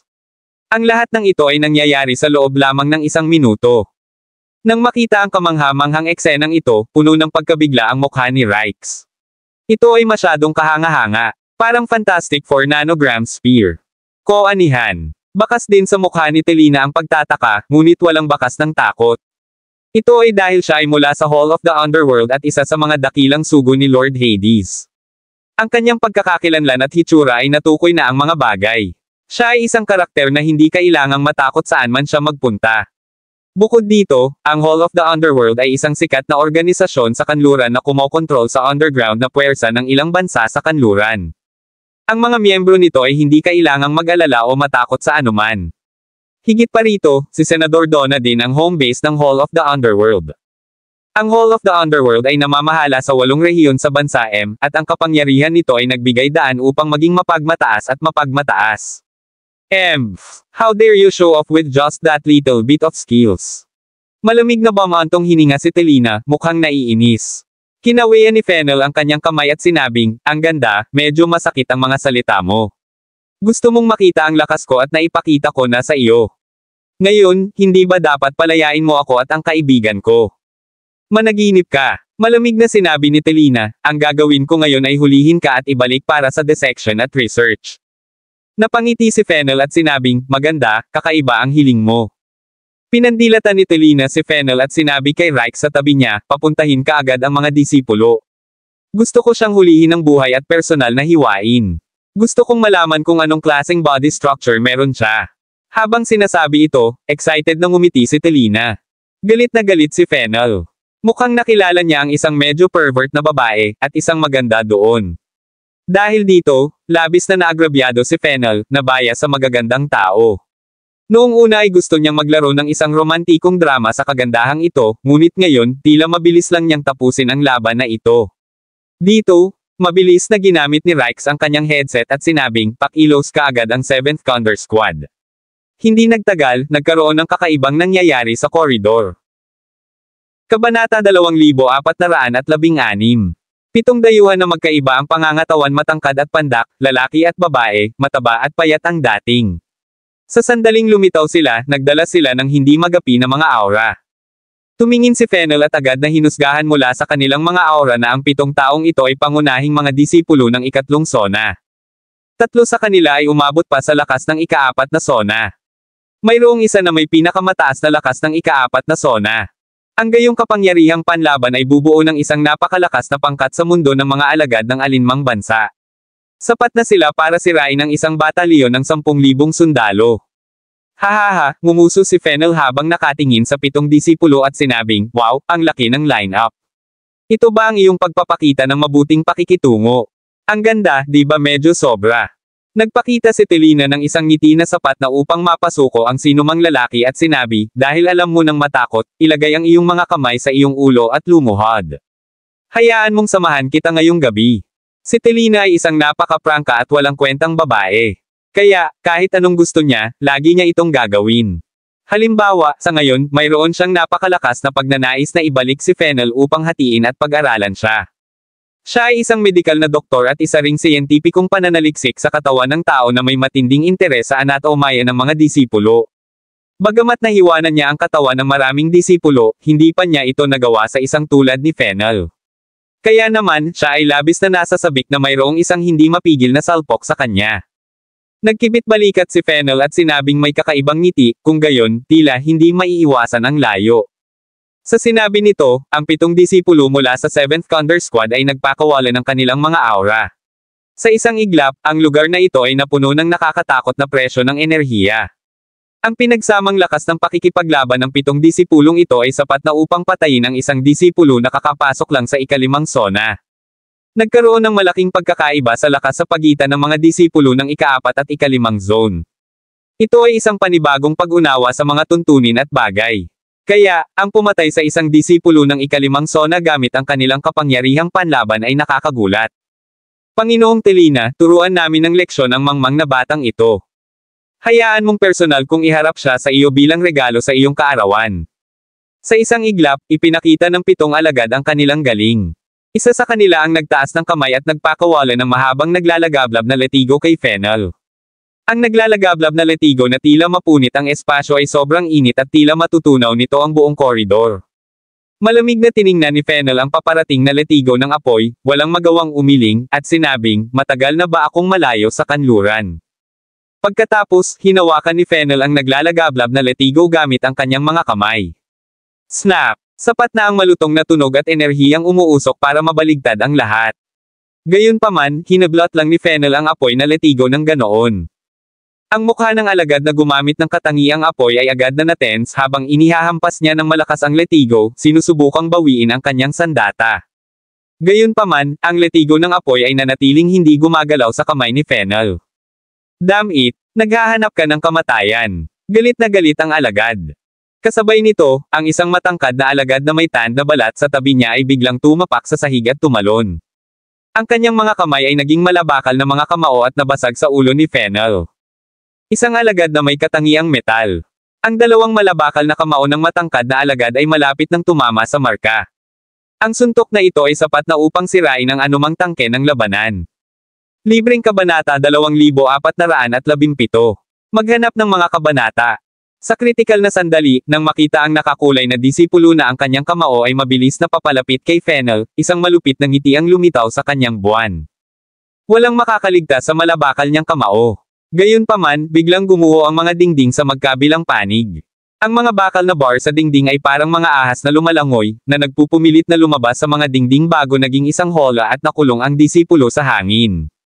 Ang biglaang pagliko ng mga pangyayari ay ikinagulat ng iba pang mga alagad, kasama sina Telina at Reich. Isa itong alagad na may parehong katangiang metal. Kabog, kabog, kabog. Mga yabag ng paa ang narinig mula sa kabilang dulo ng koridor. Inabot ng isang matangkad na figure ang kanyang kanang braso at hinawakan ang nakakulay na disipulo na nakulong sa bakal na kulungan sa himpapawid. Creak! Bang! Ang steel cage ay biglang lumiit sa hangin at dinurog ang tan na alagad na nakulong sa loob sa isang madugong ambon. Nakakakilabot. Napakalakas. Sa isang galaw lang, madaling napatay ang isang alagad na may mga katangiang metal mula sa ikatlong sona. Itinuon ng natitirang 6 na alagad ang kanilang atensyon sa lalaking lumapit sa kabilang dulo ng koridor. Ito ay walang iba kundi si Philip, na may maliit na ekspresyon sa kanyang mukha. Lumakad siya sa gilid ni Fennel at nakakunot ang noo na nagtanong, "Ano ang plano mong gawin?" Nagkibit balikat si Fennel at kumala sa pagkakahawak. Ang apoy na letigo sa kanyang kamay ay mabilis na binawi ng kabilang partido. Pagkatapos, walang magawa niyang tingnan ang natitirang 6 na alagad at ang sugo na nagngangalang Telina sa kabilang panig. Nabalitaan ni Fennel si Telina, ang sugo sa ilalim ng Panginoong Hades. Siya ay isang babaeng pervert na may hilig sa pag-aaral ng katawan ng tao. Hindi niya inaasahan na dito siya magkikita. Gayunpaman, hindi siya kilala ng kabilang partido. Sa sandaling ito, nang makita ni Telina na madaling ibinaba ni Philip ang isang metal na alagad sa ikatlong sona, sa halip na galit, nabahira ng pananabik at kilig sa kanyang mukha. Nako, isang alagad ng metal mula sa Orienta. Excited na ako. Ito ay masyadong bihira. Ano ang antas ng iyong katangian? Nilalagnat na tanong ni Telina. Kumunat ang noo ni Philip at tinanong si Fennel, ano ang problema ng babaeng ito? Umiling si Fennel at sinabing, isang baliw na mahilig mag-aral ng katawan ng tao at mga alagad. Mag-ingat na hindi siya ma-target. Sa pagkakaalam ko, ang sinumang na-target niya ay ginawang specimen. Kumunat ang noo ni Philip at tumingin kay Telina na may bakas ng disgusto sa mga mata. Kinasusuklaman niya ang mga baliw na ito na nag-aaral ngayon ng katawan ng tao. Isa na rito ang pamilya Lovelace. Dito, mas nasa sabik at nabalisa si Telina habang sinisigawan niya ang natitirang 6 na disipulo sa kanyang harapan, bilis. Hulihin mo silang dalawa para sa akin. Gusto ko silang pag-aralan. Ang 6 na disipulo ay medyo nabibigla pa na pinatay ni Philip ang kanilang kasama sa isang simpleng hakbang lamang. Nagkaroon din ng foreboding si Reich at mabilis na nagpasya na palibutan ng defense team ang buong Spear Bureau sa Senador Donna. Sa paligid ng mga gusali sa sandaling ito, nagtipon-tipon na ang mga grupo ng mga armadong gwardya. Hindi mabilang na mga armored vehicle at battle tank din ang hamarang sa lahat ng pasukan at labasan. Ang mga fighter jet ay umikot sa gusali, habang ang lahat ng mga canyon at missiles ay nakatutok sa pangunahing pasukan ng Spear Bureau. Samantala, malayo sa gubat sa isang lugar sa labas ng Senador Donna. Kabanata 2418. Ito ang base camp ng Hall of the Sun na kabilang sa 12 Sacred Halls of the West. Isa itong malaking larangan ng pagsasanay na may ilang mga gusali na nakatago sa masukal na kagubatan, gayon din ang ilang tangke ng armored vehicle at fighter jet na nakapark sa airfield. Sa sandaling ito ang napakahigpit na pagsasanay ay panahon kasama ang halos 100 walang kamisete sa lugar ng pagsasanay. Sa unahan ng grupong ito ng mga tao, isang lalaking naka-green combat uniform ang nakalagay sa isang beach chair. Ang kanyang mukha ay natatakpan ng isang sombrero, at ang kanyang mga mata ay nakapikit sa pamamahinga. Nakasabit sa kanyang leeg ang isang gintong badge na sumimbolo sa araw. Ang kanyang figure ay hindi masyadong matangkad ngunit puno ng mga nakaumbok na kalamnan na humahadlang sa iba. Biglang nagsignal ang walkie-talkie niya. Isang boses ng babae ang narinig, mukhang seryoso. Hans, halika sa electronic warfare room. Ang tan na lalaki na nakapikit ay nagsabi sa isang tamad at naiinip na boses, Hoy, Georgina, huwag mong istorbohin ang pambihirang oras ko sa ilalim ng araw, okay? Tsaka wala kang karapatang utusan ako. She asterisk T. Pumunta ka dito agad. Bumalik na ang boss. Sa kabilang dulo ng linya, halatang naiinip at galit si Georgina, kaya sumumpa siya. Swish! Biglang umupo ang lalaking nagngangalang Hans mula sa beach chair. Bigla niyang tinanggal ang sombrero sa kanyang mukha, ngumiti ng nakakaloko, at nagtatakang nagtanong, bumalik na si boss. Sigurado ka ba? Pupunta ako dyan. Pagkatapos, tumayo agad si Hans at sumigaw sa halos 100 tao na nagsasanay, bigyan mo ako ng dagdag na 500 push-up. Pagkatapos sabihin iyon, hindi niya pinansin ang mga panaghoy ng grupo at nagmamadaling pumunta sa electronic warfare room. Samantala, sa isang parisukat na gusali, 3 dingding ang puno ng mga electronic display screen. Sa gitna, mahigit 100 computer at high-tech na kagamitan at inilagay. Sakop ng surveillance footage ang iba't ibang kalye sa Senador Dona at drone surveillance. Ito ang electronic warfare room. Sa silid na ito, may isang sexing babae na may maapoy na pula at kulot na buhok na nakasuot ng itim na katad na damit. Nakaupo siya sa harap ng isang central computer, tinatap ang keyboard. Ang babaeng ito ay walang iba kundi si Georgina, na nakausap ni Hans kanina. Ang kanyang mainit na figure at perpektong mukha ay mas mahusay kaysa sa ilang mga kilalang tao. Sa sandaling ito, 3 lalaki at isang babae ang nakapaligid sa kanya. Mabilis na pumasok si Hans mula sa pinto at masayang sumigaw, Georgina, nasaan ang amo? Sabihin mo dali. Nang sumugod si Hans, maraming tao ang napatingin sa kanya habang tahimik na itinoon ang kanilang mga mata sa electronic screen. Isang mahinang lalaki na may itim na rimmed na salamin ang mukhang seryoso at composed. Tumingin siya sa lahat bago niya itinulak ang frame ng salamin niya at umubo. Sabi niya, okay, maliban sa Marshall na nasa isang misyon, lahat ay nandito. Ang kanyang codename ay Strategist. Siya ang utak ng Sun Hall. Ang kanyang kaalaman at diskarte ay walang kapares. Sa pangkalahatan, kapag wala ang amo, siya ang nag-utos sa pagpapatakbo ng Sun Hall. Minsan, winasak niya ang 3 madilim na puwersa sa ilalim ng 12 sacred hall ng kanluran sa napakaliit na halaga. Ang lakas ng 3 puwersang iyon ay nirerango sa ibaba ng 12 sacred hall, at noon pa man ay gusto nilang sumali sa 12 sacred hall upang maging ika-13 hall. Gayunpaman, minsan nilang sinaktan si Fennel nang hindi sinasadya. Kaya, sila ay nabura ng strategist sa magdamag. Sa labanang iyon, sumikat ng husto ang Sun Hall sa 12 sacred hall kaya biglang tumalon ang kanilang rankang sa top 5.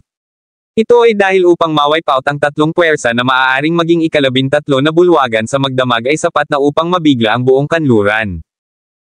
Kabanata 2419. Medyo natarante si Hans at nagtanong, Strategist, anong nangyayari? Hindi ba bumalik si boss? Bakit ka nakatayo dito? Tumingin ang strategist kay Hans at nagpaliwanag, nakatanggap lang kami ng balita na kinuha ang amo ng mga taga-Spear. Ang bureau sa Senador Dona, at ang Hall of the Underworld ay kumikilo sa likod nito. Ano? Nahuli talaga ng mga bastos na iyon mula sa Spear Bureau ang amo. Inalis ni Hans ang kanyang sombrero sa galit at umuungal, damn it. How dare those bastards capture the boss? Gusto na ba nilang mamatay? Dadalhin ko ang mga tauhan ko at sisirain ko sila. Pagkasabi nun ay tumalikod na si Hans at aalis na sana. Gayunpaman, sinabi ng strategist, Hans, bumalik ka. Makinig kay Georgina tungkol sa kasalukuyang sitwasyon. Galit na galit si Hans na halos hindi na siya makapaghintay at sumigaw, bakit mo siya pakinggan? Nahuli na ng Spear ang amo. Koanihan. Lalaban lang tayo at hihingi na palayain siya. Nagdilim ang mukha ng strategist habang tumatahol, Hans Gudeng. Sa wakas ay tumigil si Hans. Pagkatapos ng lahat, ang prestihiyo ng strategist sa Hall of the Sun ay pangalawa lamang sa Sun God Apollo, Fennel Lay. Pagkatapos, sinenyasan ng strategist si Georgina na iulat ang sitwasyon. Nakuha ni Georgina ang surveillance footage, gayon din ang footage bago at pagkatapos madala si Fennel at iba pa. Sabi niya, sa ngayon, mahigit 20 minuto na ang nakakalipas mula nang dinala ang boss at ang kanyang mga kaibigan. Ang mga tauhan na inayos namin sa paligid ay inilabas na ng Hall of the Underworld ng maaga, kaya naman kami na lang, nakatanggap ng balita. Habang sinasabi iyon, pinindot ni Georgina ang ilang key, at lumipat ang electronic display screen sa real-time surveillance footage sa labas ng Spear Bureau. Ang screen ay puno ng mabigat na armadong mga gwardya, iba pang sasakyang pang-combat, mga tangke ng labanan, at maging mga fighter jet. Itinuro ni Georgina ang screen at sinabing, ito ang kasalukuyang sitwasyon sa Spear Bureau. Sa hitsura nito, inaaway sila ng amo sa loob. Matapos pakinggan ang ulat ni Georgina, dumilim ang mukha ng strategist. Sinuri niya ang lakas ng sandatahang lakas sa screen ng surveillance at sinabi sa lahat, ilang tao ang maaari nating pakilyusan ngayon. Pagkatapos nilang gawin ang kanilang mga ulat, sabi ni Hans, strategist, nasa akin ang lahat ng aking mga tauhan. Bitawan mo ako. Pupunasan ko sila sa isang iglap. Kumunat ang noo ng strategist at sinabing, masyado kang padalos-dalos at hindi mo mapigilan ang iyong init ng ulo. Paano kung sumama ka kay Georgina? Tandaan, huwag ka agad makipag-away sa kanila. Ang anumang aksyon ay maaari lamang gawin sa aking utos. Gusto mo bang sumama ako sa big as asterisk ed na babaeng ito? Hindi, gagawin ko. Tumingin si Hans kay Georgina, na nakatayo na puno ng pag-aatubili ang mukha. Siya at si Georgina ay hindi naging maayos dahil hindi niya gusto ang mga kanluranin. Nang ibalik ni Fennel si Georgina sa nakaraan, mahigpit na tumutol si Hans. Tumayo si Georgina, puno ng panginginig ang mukha habang nakatitig kay Hans. Pinisil niya ang kanyang kamao at sinabing, Hans, gusto mo bang mag-spar? Gawin natin. Sa tingin mo matatakot ako sayo. Sagot ni Hans. Nang makita na ang nagninangas na si Georgina ay malapit nang makipag-away kay Hans, pinandilatan ng strategist si Hans at galit na sinabi, huwag kang makipagtalo at kumilos ka. Sa utos na iyon, malamig na sumangot si Hans, tumalikod, at umalis. Malapit na sumunod si Georgina at lumabas ng electronic warfare room. Tiningnan ng strategist ang papaalis na mga likuran ng nag-aaway na magkapareha at walang magawang bomb-ontong hininga habang sinasabing, kailan tatanggapin ni Hans si Georgina. Sa isang tabi, ang isa pang babaeng may sexing figure at hanggang balikat na itim na buhok ay mahinang ngumiti at sinabing, siya ay bata pa rin sa puso. Umiling ang strategist, tumingin sa natitirang ilang tao, at sinabing, dapat kang kumilos din. Kung ang Hall of the Underworld ay gagawa ng anumang kilusan, lipulin sila sa lahat ng paraan. Oo. Ilang tao ang tumugon at lumabas ng electronic warfare room. Kabanata 2420.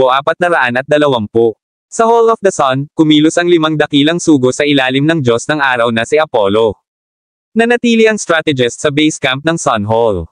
Ang kanilang mga aksyon at line-up ay sapat na upang mabigla ang buong kanluran. Noong unang pumasok si Fennel sa kanluran, itinatag niya ang Sun Hall at pinangunahan ang 7 dakilang sugo upang lipulin ang 10 madilim na puwersa. Sa tagumpay na iyon, na-promote siya sa isa sa 12 Sacred Halls of the West at nakuha ang titulong Sacred Hall of the Sun. Pagkatapos noon, ilang beses na nakipagsagupaan si Fennel sa Hall of Evil, Hall of the Underworld, at Hall of Death. Nagdulot siya ng matinding pinsala sa Hall of Evil at Hall of Death. Simula noon, ang Hall of the Sun ay naging isang pag-iral na tinitingala ng iba sa kanluran. Ang alamat ng Sun God Apollo ay malawak ding ipinakalat sa kanluran. Ang alam lang nila ay isa siyang misteryosong tao mula sa silangan. Bumalik sa Spear Bureau. Sa sandaling ito, malamig na tumitig kay Fennel at Philip ang 6 na natitirang disipulo. Bigla silang kumilos. Ginamit ng 6 na disipulo mula sa kanluran ang kanilang mga kakayahan sa katangian at nagpakawalan ng nakamamatay na mga hakbang sa pagpatay kina Fennel at Philip. Isang nakakasilaw na labanan ang sumiklab sa koridor, na gumuho sa mga pader. Mula sa labas ng gusali ng Spear Bureau, nagsimulang gumuho ang mga dingding at nagsimulang mabasag ang salamin simula sa ibaba ng unang palapag. Pagkatapos, ang pagkawasak ay patuloy na kumalat sa mga sahig. Sa loob ng ilang segundo, nabasag lahat ng dingding at salamin sa unang palapag. Boom! Kasabay nito, maraming figure ang nabasag sa kanilang pader habang sila ay lumipad palabas at bumagsak ng husto sa lupa.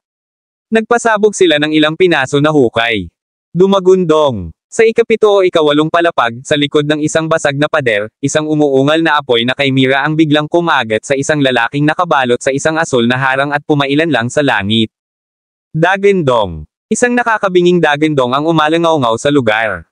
Sa labas ng Spear Bureau, nakita ng mga fully armed guard na naka-standby ang mga disipulo na itinaboy ng fire chimera. Nagpakita sila ng mga ekspresyon ng katakutin. Go! Go! Go!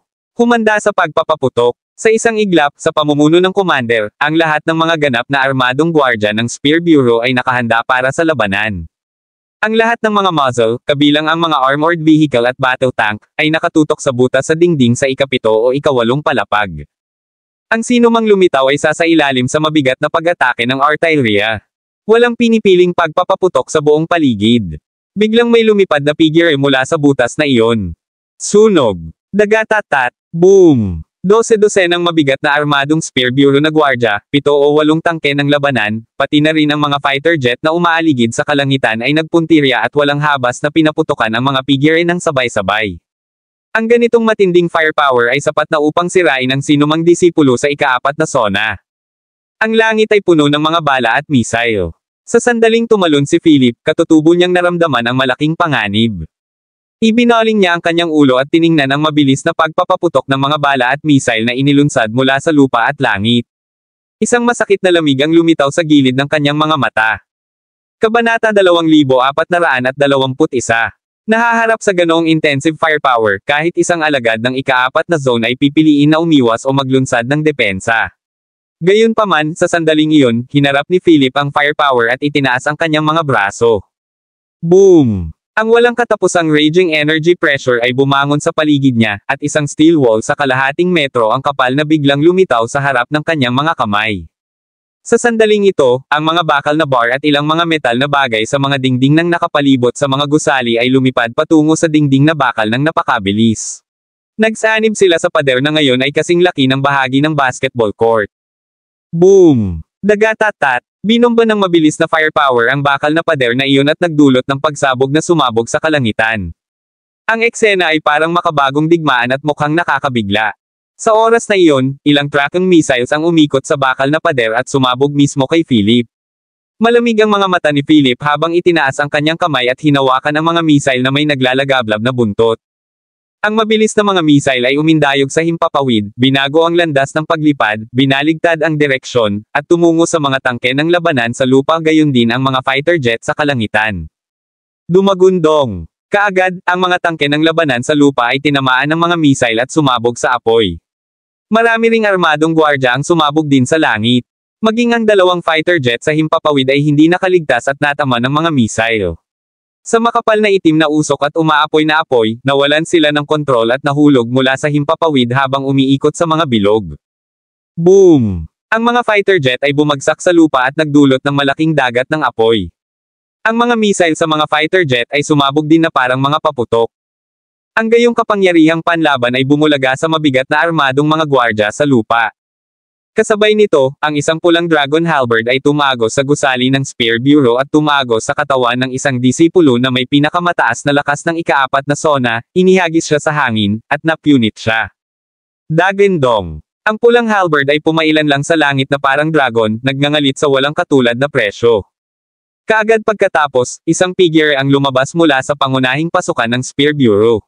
Sa pagtaas ng kanyang kamay, ang pulang dragon halberd sa hangin ay lumipad pabalik sa mga kamay ni Fennel, umiikot na may nakasisilaw na pulang glow. Swish! Ang pulang dragon halberd sa kanyang kamay ay bumuo ng magandang arko ng pulang ilaw.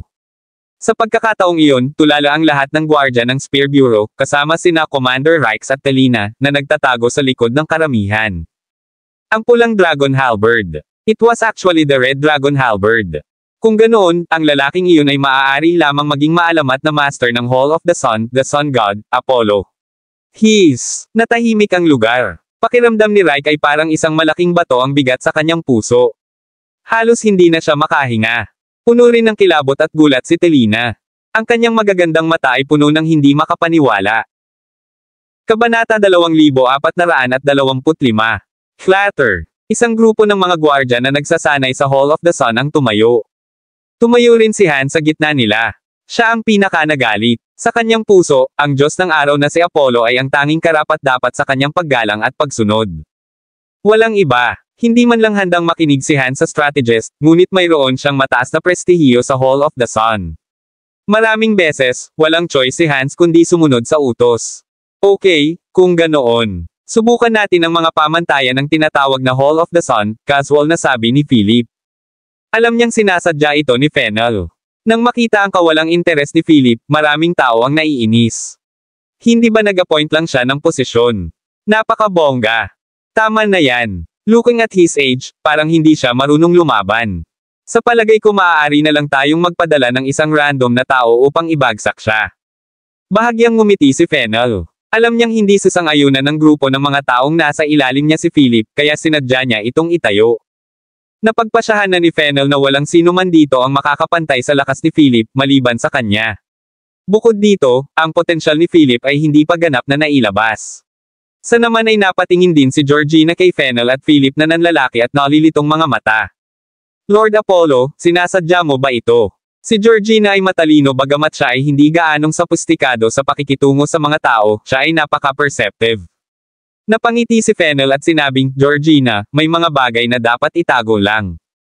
Napakurap si Georgina na may pagdududa, hindi lubos na nauunawaan ang kahulugan ni Fennel. Sa kanluran, walang ganoong kasabihan. Ang isang malakas na tao ay dapat ipakita ang kanilang lakas upang ang iba ay makasamba sa kanila.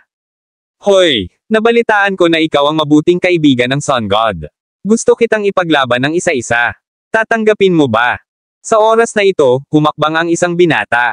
Napakagwapo niya ngunit may bahid ng pagiging suwail sa kanya. Ang taong ito ay medyo makapangyarihan sa Hall of the Sun at isang reserbang kandidato para sa posisyon ng envoy. Napatingin si Philip sa taong nasa harapan niya. Nakasuot siya ng berdeng uniforme ng labanan, may mahusay na tinukoy ang mga katangian at tono ng kalamnan, at nagradiated ng isang malakas na intensity. Interesting. Isang alagad sa tuktok ng ikatlong sona. Nang makitang ignorante ang paghakbang ng batang iyon, agad siyang pinandilatan ni Hans.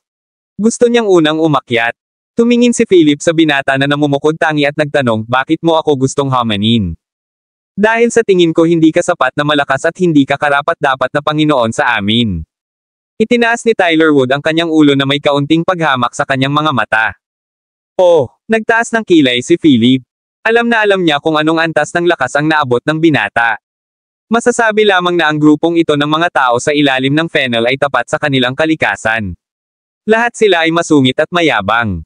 Kailangang turuan sila ng leksyon. Ang pangalan ko ay Tyler Wood. Ang pangalan mo ay Philip Clark, tama ba? Sabihin mo lang kung tatanggapin mo ang hamon ko. Kung nanalo ka sa laban, kikilalanin kita. Kung natalo ka, dapat kang umalis dito sa lalong madaling panahon. Ang Hall of the Sun ay hindi nangyayari ng isang mahina para utusan tayo. Napagtanto din ni Philip sa puntong ito na kung hindi niya makumbinsi ang mga tao ngayon, mahihirapan siyang magsalita sa Hall of the Sun sa hinaharap. Okay. Sa pagsang-ayon ni Philip ay mabilis na naghiwa-hiwalay ang mga tao sa paligid, naiwan silang dalawa sa gitna. Taliwas sa inaasahan ng lahat, si Fennel at ang strategist na nakatayo sa likod ng Fennel ay nagpakita ng mga nakikiramay na ekspresyon. Naramdaman ng strategist ang na-vibes mula kay Philip, at alam din niya ang tungkol sa mga detalye ni Philip matagal na ang nakalipas. Nang makitang lumalaban si Tyler sa kanya ngayon, walang alinlangang humahampas ito ng bato sa isang itlog. Sa umpisa pa lang, sinugod ni Tyler si Philip. Maraming salamat mga ka-master sa walang sawang pagsusubaybay, isang like, share, and subscribe naman dyan mga ka-master. Abangan ang susunod pang mga kabanata.